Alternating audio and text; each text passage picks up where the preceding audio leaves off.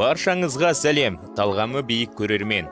Бүгінгі шолуда 2021 жылы жарық көрген қызыққа толы Круэлла фильмі. Фильм сюжеті басында бір отбасыда ерекше қыз дүниеге келеді. Ол туылған кезде сыртқы келбетінің таңғажайып табиғи өзгеріс алғандығын байқаймыз. Оның шашының жартысы қара, ал екінші жартысы ақ болады. Бұл қыздың есімі Эстелла Миллер. Бұл қызды анасы өте қатты жақсы көретін. Бала кезінен сәнге құмар және бостандықты сүйетін қиын балаға айналған. Анасы оны әзілмен Круэлла деп те атайды. Круэлла ағылшынша қатыгез деген мағынаны береді. Алайда мектепте оның сыртқы келбетімен мінезіне байланысты ол кейбір балдардың қорлауына ұшырайды. Эстелла үнемі тойтарыс бергендіктен, ол үнемі мектеп директорының есебінде. Міне бір күні директордың шыдамы таусылып, оны мектептен шығарады. Олар анасымен бірге Лондонға жол бойында белгілі бір ханымның үйіне барады. Круэллаға анасы көлікте қалуын өтінеді. Бұл кезде үлкен сарайда әдемі сәнді жолы өтіп жатқан. Ал Эстелла тұра алмайды және көліктен қашып кетеді. Үш ала ит оның артынан қуалайды және Эстелланың үстінен секіріп, иттердің инерция арқылы анасын құздан итеріп жатқанын көреді. Және Эстелла тұңғиыққа түседі. Шошып жетім қалған және анасының өліміне өзін кінәлаған Эстелла Лондонға жетіп, екі ұлмен Джаспер мен Грейс есімді көше ұрыларымен достық қарым-қатынас орнатады. Оны таба алмау үшін ол қара және ақ шаштарын қызыл түске бояйды. Бірнеше жыл өтеді. Жетілген Эстелла Джаспер мен Грейспен бірге ұрлықпен айналысып, осы кәсіпте үлкен жетістіктерге жетеді. Алайда бірте-бірте ол мұның өзі қалағандығы емес екендігін түсінеді. Джаспер мен Грейс туған күніне оны Лондонда орналасқан баронеске тиесілі Либерти әмбебап дүкеніне жұмысқа орналастырады. Өкінішке орай олар оған тазалаушының ең төменгі позициясын береді және оның таланттарын ашуға тырыспайды. Ренжіп, бастықтың бөлмесіндегі ішімдікті алып мас болып, Эстелла түнде өзіне ұнамайтын дисплей композициясын қайта жасайды. Таңертең оны жұмыстан босату күтеді, бірақ келген баронесса қыздың талантын байқап, оны жеке штатына жалдайды. Өте тез арада қатыгез баронесса Эстелланы бағалайды және оны жеке көмекшісі етеді. Бірақ кенеттен Эстелла оның қожайыны бір кездері Эстелланың анасына тиесілі алқаны киіп жүргенін байқайды. Біраз сөйлескеннен кейін бір әйел баронессадан бұл алқаны оны қорқытып ұрлап әкеткендігі айтылады. Ол әйел қабылдаулардың бірінде жартастан құлап кешті бүлдірді дейді. Эстелла достарына алқаны қайтаруға көмектесуін сұрайды.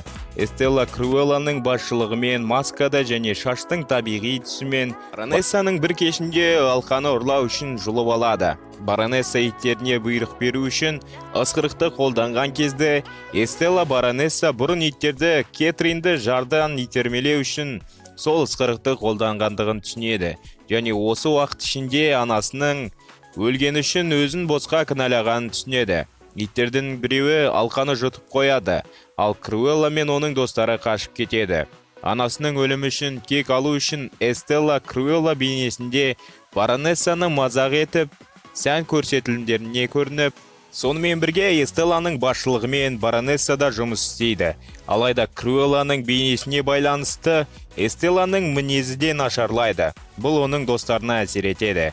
Сондай-ақ Круэлланы тоқтата алмаған үшін өзінің жарамсыз адвокатын Роджерді жұмыстан шығарады. Эстелла сондай-ақ иттерді ұрлап алып кетіп, және алқаны табиғи жолмен алдырады. Эстелла баронесса коллекциясы үшін керемет көйлек жасайды, бірақ содан кейін көйлек әшекейлері көбелектің жұмыртқалары екендігі белгілі болады. Және көбелек қоймадағы барлық басқа модельдерді жейді. Ал қойма ашылған кезде жиналған көрермендерді қорқытып, үлкен көбелек ұшып кетеді. Сонымен қатар жақын жерде Круэлла өзінің коллекциясын көрсетеді. Эстелла мен Круэлланың бір адам екендігін түсінген баронесса оның достарын сол жерде бұқтырма ұйымдастырып, олардың үйіне апарады. Ол Эстелланы байлап, оны отқа тастап, өрттің ортасына тастап кетеді. Эстелланы Джон Бали оттан құтқарып алады. Ол алқаны Эстелланың туы туралы жазбалары бар қораптың кілті екендігін айтады. Эстелла бұл өзі қаламаған баронессаның қызы. Баронесса қызды туғаннан кейін өлтіруді бұйырған. Бірақ Джон бұл бұйрықты орындамады. Ол қызды сүйіспеншілік пен қамқорлыққа тәрбиелеген қызметшілердің біріне береді. Эстелла шошып кетті, бірақ ақыр соңында кек алуға тырысып, шындықпен келіседі және Круэлла деген есімді мәңгі қабылдайды. Круэлла өзінің достарын түрмеден шығарады. Олар Круэлланы өлтірді деп айыпталған және жаңа жоспар жариялайды.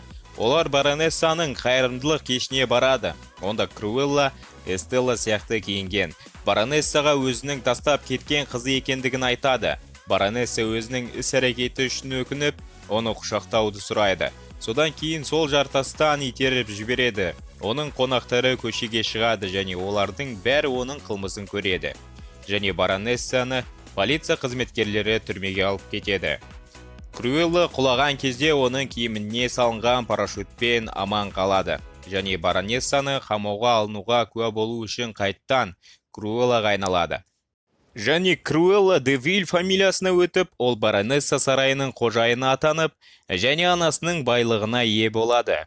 Достар, осымен кино шолуымыз тәмам. Арнаға тіркеліп,